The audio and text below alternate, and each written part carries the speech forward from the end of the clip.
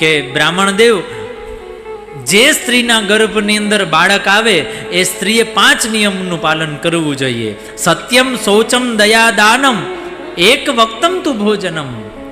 જે સ્ત્રીના ગર્ભની અંદર બાળક આવે એને સૌથી પહેલો નિયમ પાલન કરવાનો સત્યમ, એને હંમેશા સત્ય જ બોલવું જોઈએ. બીજું શૌચમ, હંમેશા શરીરની પવિત્રતા રાખવી જોઈએ. ત્રીજો નિયમ બતાવ્યો દયા, જ્યાર સુધી બાળક પેટમાં હોય ને ત્યાર સુધી સ્ત્રીએ બધા ઉપર દયા રાખવાની.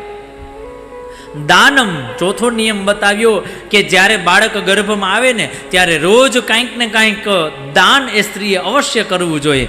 અને 5મો નિયમ બતાવ્યો એક વક્તમ તુ ભોજનમ. જે સ્ત્રીના ગર્ભની અંદર બાળક હોય ને બને તો એ સ્ત્રીએ વધારે ખોરાક લેવો ન જોઈએ, બને તો એક જ સમયે ભોજન લેવું જોઈએ. આત્મદેવ તમારે સ્ત્રીના ફળ આપી અને કહેજો એ 5 નિયમોનું પાલન